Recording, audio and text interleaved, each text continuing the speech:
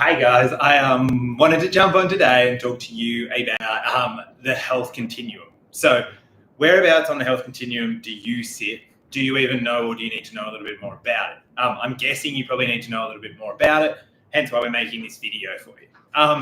So when I talk about the health continuum, we are talking about this little piece of information here.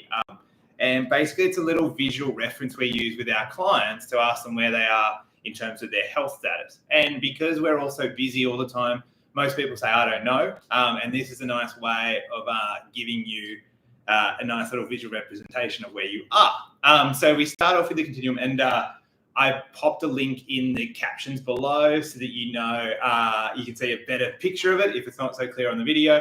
But basically it's a little like continuum, or a little like bar or graph, where we start off in the green, then we move down to yellow, then we go into orange, and then we go into red.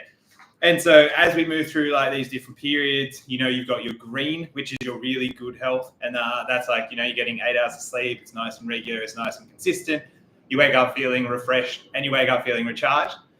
You're also have a nice, consistent and balanced diet that you are like hitting. You're getting in and doing some regular exercise. And you are maintaining good energy levels each day and then throughout the day as it travels on. Then you move down into sort of like your yellow section, which could do with some little bit of work. This is when you're sort of like, you're down to sleeping less than 8 hours. You're starting to cut into it. Your sleep's interrupted. You're not eating that well. You're choosing takeout or the easy option a couple times a week. You're not really exercising for short periods. You might go days or maybe a week without exercising just because the stress of life and all those other things start to get in your way. And then you've also got binge eating or heavy drinking sort of falls into that orange section. Or you're obsessing over your diet. You need to either start dieting more, or you need to exercise more to maintain your weight. And then the problem with this is if you spend too much of your life down in that yellow phase, your body gets used to living in that sort of like area. And you can easily drift into the orange, which is the next progression.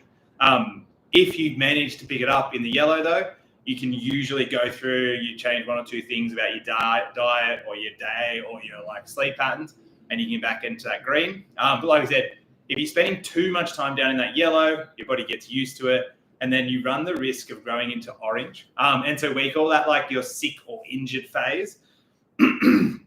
This is generally characterized by irregular sleep patterns. You have different wake up sleep times. You're not getting your sort of 8 hours consistently. Or you're waking up in the middle of the night and you can't get back to sleep, which is another issue.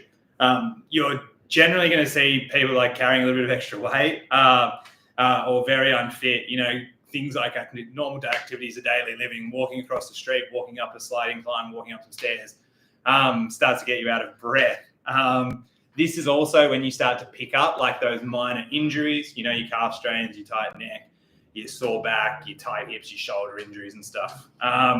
Then if you sort of like ignore that and you let that drift on for too long, then you run the risk of going into red, which is sort of like a serious medical issue. You've got severe physical illness needing medical care, so hospital, or sort of like really heavy intervention from your physio or your chiro or your healthcare practitioner. And if it's like really bad, it could actually transition into needing to be hospitalized or whatever. And so I think it's important to sort of like first realize where you are on that level of healthcare. And then once you have that awareness, then you can start to make conscious choices around how you can improve or get up to that next level. And then once you get there, then you can make conscious decisions on how you get to that next level again. And so one of the things we recommend is like doing a daily check-in. So at the end of the day, I like to journal every day anyway. It just sort of helps clear my mind. But doing a daily check-in where you're asking things like, how did today feel? Was it a solid day? Was it a good day? Was it an average day? Was it feeling a little bit shaky?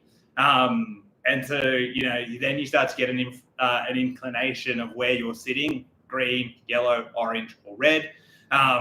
Were there any negative feelings or thoughts that popped up, and are they persisting? And then the final thing is like, what am I doing to get back into the green zone, or what am I doing to stay in that green zone? And so establishing like these habits and routines that that you're doing when you're in your green zone or you're flourishing, and then constantly working on them or working towards them. I hope this gives you a little bit of insight into the health continuum, gets you thinking or curious about where you sit in terms of the health continuum, And if you would like more information, we've put a link in our blog below in the captions or in the description. We've put a note in the description so you can check out the blog, get a bit more information, and get some more practical tips.